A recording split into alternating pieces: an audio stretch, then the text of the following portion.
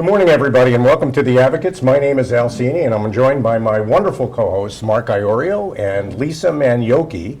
And our job at The Advocates is to champion good people, and I can't think of a better person to champion than our guest, Nancy Chiaravalotti, who is the head of a scientific team at the Kessler Foundation. And Nancy, maybe we can start with a quick overview of the Kessler Foundation and what it does. Sure.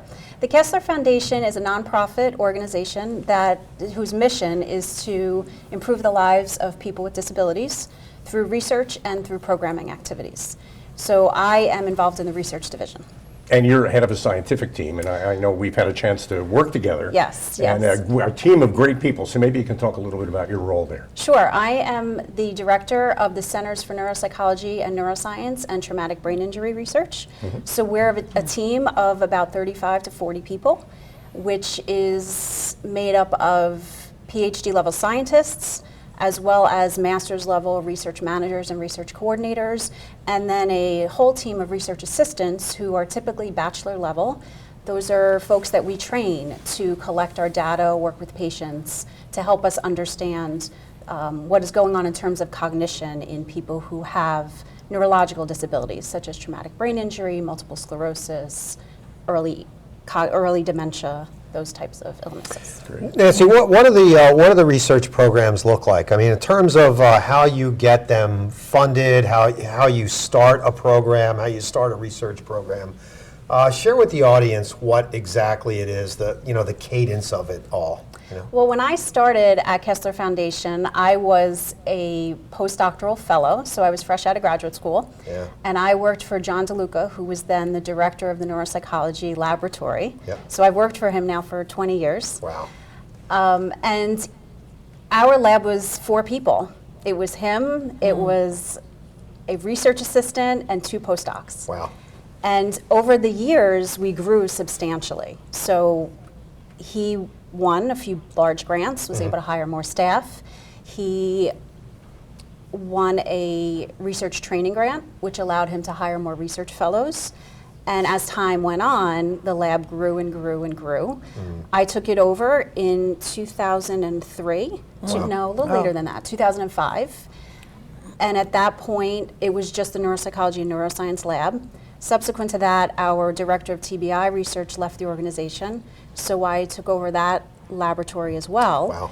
And we've just continued to grow from there. As we get more PhD level scientists, those are the folks that put in the grants. They submit the grants, they get the grant funding. When you get grant funding, you're able to hire more staff, and that's how we've grown over time. Yeah.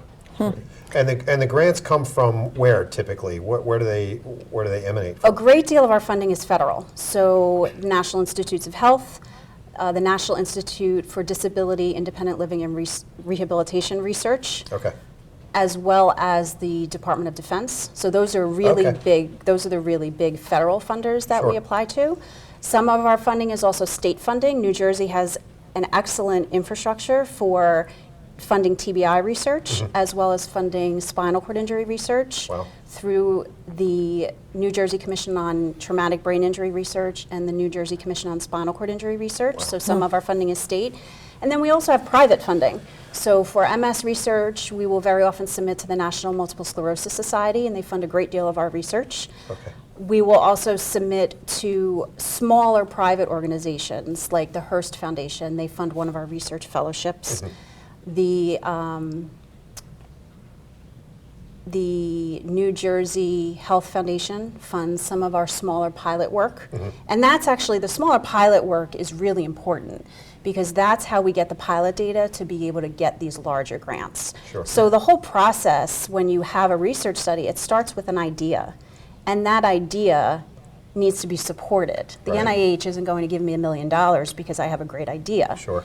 So we have to collect pilot data, and that the funds to collect that pilot data could come from smaller organizations like the New Jersey Health Foundation, could also come from private donors. Our private donors are really important to the research process because they really get those ideas started. Yeah. Makes Well, sense. who proposes the idea, and how do you decide which one you're going to pursue for funding? That's a great question. The ideas are proposed by the scientists. The scientists, the PhD level scientists and the research fellows have ideas. They do a lot of reading, they are familiar with the populations they serve, and they have ideas on what research projects they want to do. So they'll propose the ideas and begin to collect pilot data when they have the funding to do so. Wow. And then who chooses? Well, what ideas go to what organizations for funding depends on a lot of things. It depends on how well developed the idea is.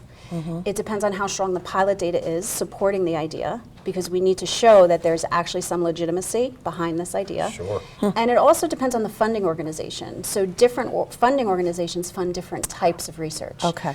When you're in the field for a while, you learn what funding organizations have, what their priorities are, and what research they like to fund. Yeah.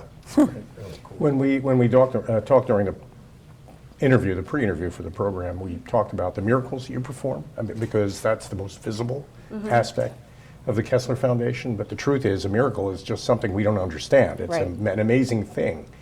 Those amazing things happen because of the scientific work you do. Right. Maybe you can characterize for us the kinds of outcomes you get. I mean, Sure. who do you work for? What do they get out of it? And then talk about the science behind it. Sure. Well, we work for the people we serve. So I consider my greatest responsibility to be to the patients I see and the participants in my research studies, because they're the people that benefit from the work that we do. So a lot of people refer to the work that we do as miraculous, or we're performing miracles. I don't like to use that word because you don't understand a miracle. We understand every aspect of what we do. Sure. It's very planned out, it's very precise, and there are specific procedures we follow to be able to evaluate new treatments as we develop them. So the outcomes we look at are a really important part of that. So the outcomes could be the traditional outcome for something like a cognitive rehabilitation study, which is a therapy you engage in when you have a memory problem. A typical outcome would be a neuropsychological assessment, and that's a paper and pencil testing. So we sit in a quiet room, I read you a list of words, you tell me how many you remember, and we do that several times. That's an example of what we do. So that's one outcome. That means a lot to me, because that tells me if the treatment's working, if your memory's better. It means nothing to you. What means something to you is your everyday life. So Right. we focus a lot on trying to effectively evaluate someone's everyday life. And that's a really difficult thing to do. It's difficult because everybody's everyday life is different, and we need things to be standardized, we need things to be objective. So, but we have made quite a few strides in that area, and we're showing that some of the cognitive rehabilitation programs that we're developing do impact everyday life. Yeah. Then the third area we really like to look at is the brain and how the brain is actually functioning. So we have a 3T scanner at Kessler Foundation, and we will have patients complete a scanning protocol prior to treatment and then following treatment. And it's similar to what you would do if you go to the hospital to get an MRI. It's very similar to that. The difference is when you're in our scanner, we have you do tasks. So we may ask you to add numbers together. We may ask you to remember words. And while you're doing those tasks, we're taking images. So we're able to reconstruct those images after the fact, and we're able to look at what your brain is doing when you're actually doing those tasks. Wow. So what we've found is through some of our treatment protocols, from before to after treatment, the brain is actually changing. Wow. It's functioning differently. And the change in function is correlating with your change in your memory performance. So not only are we able to see the performance improve, but we're also able to see the neurological underpinnings, and we're able to understand that improvement much better. Yeah. It's so important. I mean, real quick, Mark and I had a tour a couple of months ago, and I remember what really struck me about the work you do is that you're very concerned about the function of the whole brain and not just what the individual parts do. Correct. And if you're ultimately going to create an outcome that puts somebody back to work and not just sends them home, has them functioning in a way, then I think that's a really critical difference. How long does a typical research program take from beginning to end? A participant's involvement in the program would typically, it depends on the research study. Some research studies are one day. They come in, they're there for 1 or 2 sessions and they're gone. It's just really focused on assessment. Other research studies, as much of the research I do is intervention, it's treatment, and it takes time to do treatment. So their participation may last 3 to 6 months, depending on how far out we measure outcomes. Our actual treatments tend to take place in about 5 to 10 weeks. because that's about the length of time people are willing to dedicate to a treatment. After that, they tend to not be as compliant. Right. So we try to keep it as concise as we As possibly possible, can. yeah. But in terms of the actual research study, that takes a much That longer takes a time. much That could be longer 3 to time. 5 years from Oh. inception to actually having the Before you, data. before you have That's something you long. could demonstrate. Right. Yeah, it makes sense.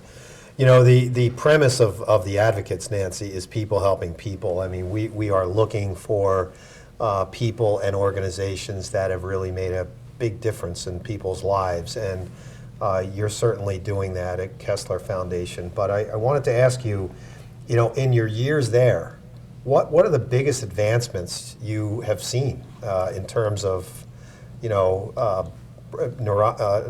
neurological advances in the brain, or spinal cord injury, or traumatic brain injury? The advancements are absolutely incredible. Now, I've been there 20 years. Yeah. So when I I started... don't want to say that. I've been there quite some time. When I started, we did not have an MRI scanner on site. Our patients were brought down to Newark to use the scanner at University Hospital. Oh, wow. So that's was a huge advancement. But in addition to that, the scanning capabilities have advanced tremendously. So the strength of the scanner has doubled in magnitude, so we're able to see much finer structures. The types of scans we're able to do have advanced significantly, so we're able to see white matter versus gray matter, which Sure. looks at different aspects of how the brain is functioning. So that's changed. And then if you look in other areas of our organization, the robotics programs that are being run through our spinal cord injury research and our engineering lab is just absolutely unbelievable. Yeah, it's amazing. Like, they're getting people up and walking. And Yeah. it's really, the technology has pushed the rehabilitation research forward so quickly. Yeah. Now, in terms of the scans, you're not using contrast media, are you? No. Okay. No, we don't use contrast media. Okay. No, we don't do anything invasive Okay. in our centers. Right. This scan is as invasive as we get, and we don't inject anything. No injections or anything. No like that. injections. And, you know, you mentioned too the clinical work. For people who've heard of the Kessler Institute, Right. how do you differ? Maybe you can explain really quickly what the difference is. Sure, we're two different organizations. However, we both came from the same father. So Right. Henry H. Kessler Right. was the founder of the Kessler Institute for Rehabilitation back in the 1940s. It was a very small rehabilitation hospital at that point and grew tremendously. Yeah. In around the late 90s, Kessler Institute for Rehabilitation developed a research division that had a very long name that we shortened to ChemRec. At a certain point in time, the two organizations split. ChemRec was the research organization. We became the Kessler Foundation. And Kessler Institute for Rehabilitation moved forward as a for-profit medical institution. Right. So we're two different entities. We have two different governing boards. However, we spend a lot of time together. Yeah. We're connected at every level. So our CEOs know each other very well and meet on a regular basis. I work with the traumatic brain injury staff that does the clinical work. We're on the same grants. If they have research ideas, they'll bring them to me. We Sure. train the same residents or the same postdoctoral fellows. Okay. So we work together on a daily basis. Yep. And there are days you really can't tell the difference. You don't know who's working for who Yeah. unless you look at our name badges. Yeah. Except they're a for-profit and you're Right. a 501c3, right? Right, Yeah. exactly. Okay. That's the difference. We're going to have to take a quick commercial break. We'll be back with more from Dr. Nancy Chiaravalotti from the Kessler Foundation after this message from our sponsors. Don't go away.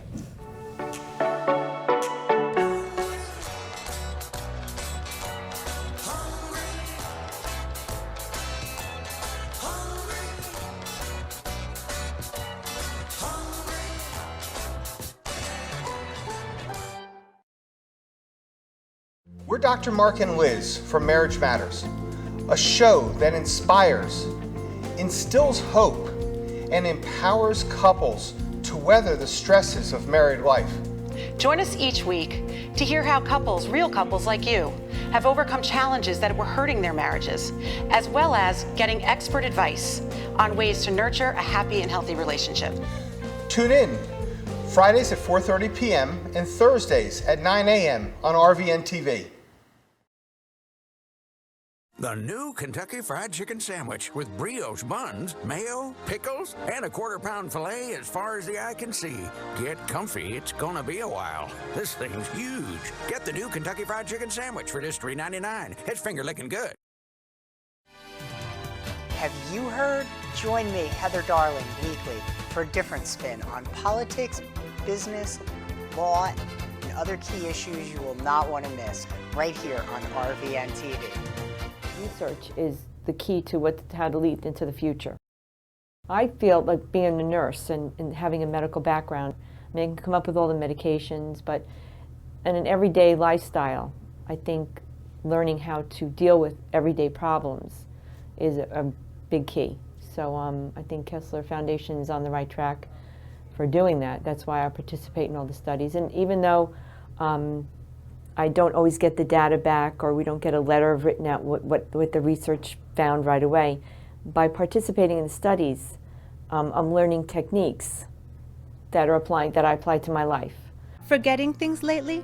Join one of our studies and help change the lives of people with MS. For more information, go to kesslerfoundation.org/join. Welcome back to The Advocates. I am your, co-host here, Mark Iorio, along with Al Cini and Lisa Maniocchi, and we've got Dr. Nancy Chiaravalotti from the Kessler Foundation with us today. Nancy, it's great to have you. It's great to be It's here. a great Thank conversation. you. I knew it was going to be great because when we first invited you, this is our first inaugural program. Did I say show yet? No, you haven't, and I'm proud of you. Because Al's got a little switchblade in his left pocket. Grab him if he says if show. I say show, he's going to hurt me. But no, I think it's great because the Advocates is really all Yes, about it is. people helping people. Yes, Got it you. is. All right, now your group is studying cognitive ability, function, impairment. So tell us a little bit more about how that comes about and what goes on. So cognition, we don't think about our cognition. We just expect it to work. Yeah. So all day long, we're paying attention to things. We are manipulating information in our minds. We're processing visual spatial information. So thinking about the traffic light, the stop sign, someone crossing the street, you have to stop your car. Mm-hmm. We're remembering new information every single day. Mm-hmm. You learn somebody's name, that's remembering new information. You have directions to a new place, remembering new information. Somebody's telephone number. We're always taxing our memory system. What you have to pick up at the store, what you have to do during the day. We're constantly doing that. We're constantly planning, which is executive functioning. So we're planning what we're going to do next. We're planning out, maybe for me, I may be planning out a grant application or my next research study. Mm-hmm. We're problem solving. So my son needs to be picked up at 2 o'clock. I have to be somewhere else at 1:30. How am I going to do that? I have to solve that problem. Right. That's cognition. That's what we refer to when we refer to cognition. It's everything our mind is doing all day long. Mm. Cognition can be impacted negatively by multiple neurological illnesses and injuries, such as a traumatic brain injury, even a mild traumatic brain injury. Multiple sclerosis has cognitive problems that accompany it. Mm. Dementia, we all know about dementia, major cognitive problems. Starts off as mild cognitive impairment, very mild symptoms that progress over time. So cognition is impacted by so much of what's happening in our environment and to our bodies. Mm. What I want to do is really help bolster cognition. How do we make it better when it falters? Mm. How do we make it stronger to begin with so that it doesn't falter? That's the work that I do. That's great. That's really... During the break, we saw a video. Meg Valter, I believe, is a research participant, somebody who volunteered. Yeah. And that's another connection to make for people who are watching and listening. You're looking for volunteers, people maybe who've suffered with MS, maybe have conditions like that, to participate in programs. Talk about that a little bit. Sure. So our research is clinical research. In order to do our research, we need our research participants. We can't do our work without them. So I cannot communicate how much we appreciate the time that they dedicate to the work that we do, because they are absolutely essential to what we do. All of our work is done with a person. We're not in a laboratory. We're not working with test tubes. We're working in an environment like this, one-on-one with a person. So the research participants are essential. For the research studies we have, we certainly need individuals with multiple sclerosis, individuals with traumatic brain injury, individuals with spinal cord injury, with early cognitive impairment. We certainly need all of those folks to volunteer, but everyone can help. So we also need healthy participants, because what we do is we compare how someone with one of these neurological illnesses or injuries performs compared to someone who does not have a neurological illness or injury.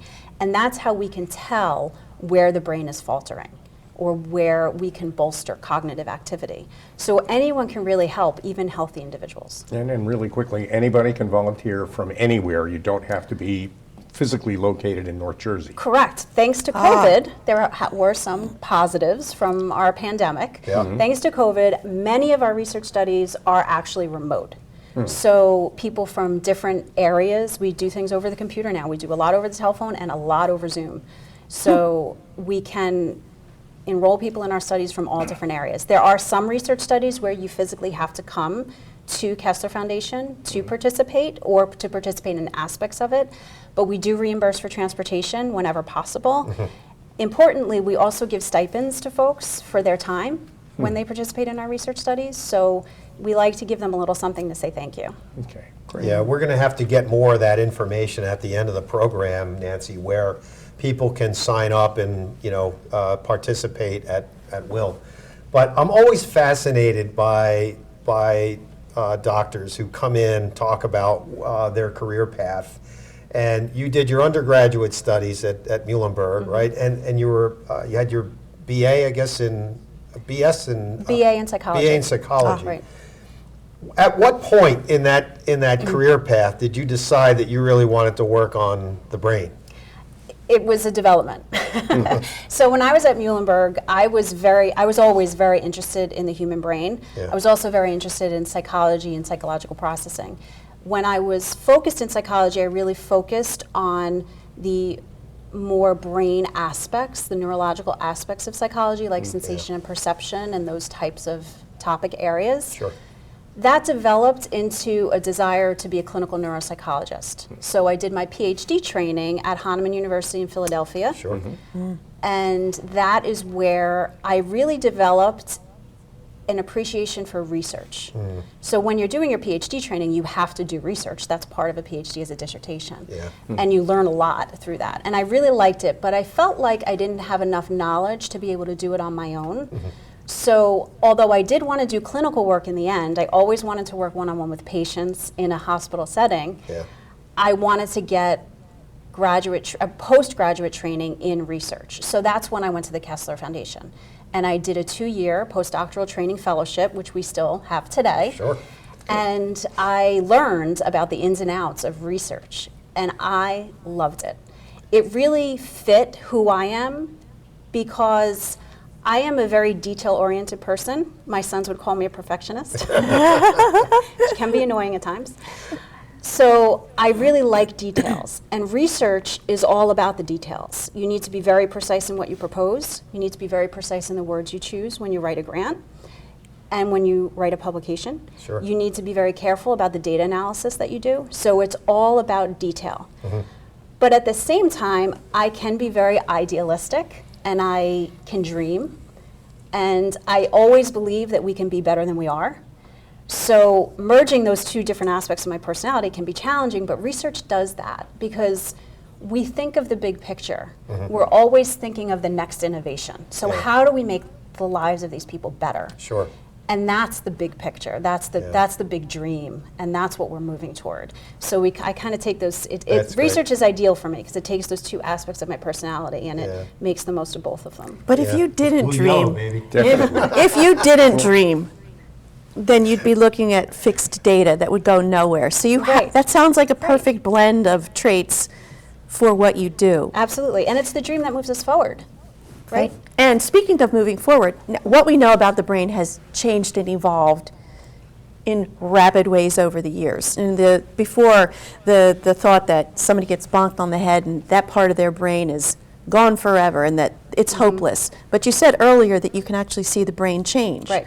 So, which is hopeful. So tell us about that. What do you see when somebody has an injury? What kind of hope do they have that something can maybe not be corrected in total, but something can change or improve? Great question. So that is a great question. People often ask me when I'm in social situations and tell folks what I do, well, isn't that depressing? It's really not. The Because opposite. someone has an accident, someone gets an illness. I can't change that. Sure. They can't change that. Right. But what I can do is help them from that point. Sure. And Right. neuroplasticity, it's what we refer to the brain's ability to change. It's very powerful, and the brain can change. We have different networks in the brain. We can engage different brain networks in different tasks to maximize function. We can improve upon some of the networks that and how they're working. Yeah. So there's a lot that we can do to really facilitate improved everyday function by improving the way the brain works. Yeah. That's Wow. hopeful. It's good. That is, it's so exciting. There's so much to it's talk an amazing about. thing. I think this is going to be one of those programs where we need another 30 minutes. We're going to have to come back. Yeah, really, because our brains and our hearts are full, Nancy. and we're at that part of the program where you get to tell everybody how they can reach out and learn more about the Kessler Foundation, maybe sign up to participate in a study. Sure. Well, we have a great website, kesslerfoundation.org. You can go onto the website and follow the links for research studies to participate. You can participate if you're healthy, if you have MS, if you have TBI. We're always welcoming new participants. If you have financial ability, any donation can help us in many different ways. Yeah. So donations are always very helpful. We are a nonprofit, Right. so we are reliant on our donors to really, as I said before, to really get that research started. Our donors really spark the new ideas. Small individual donations too, not Yes, just corporate donations. Not just corporate So, donations. anybody can help. Absolutely. Anybody which is can great. help. We cannot thank you enough. Yeah. Well, thank you We for having me. cannot thank you enough What a for real coming pleasure. down here. We really loved it. Thank Right? you. It It's was been fun. A pleasure. Thank you, Nancy Chiaravalotti from the Kessler Foundation. It's a great interview. And my name is Alcini. Mark Iorio again. And Lisa I haven't Manioki. changed. Yep, and Lisa Manioki. We're going to be doing this again with another great guest next Wednesday at 10 o'clock. So thanks for joining us today.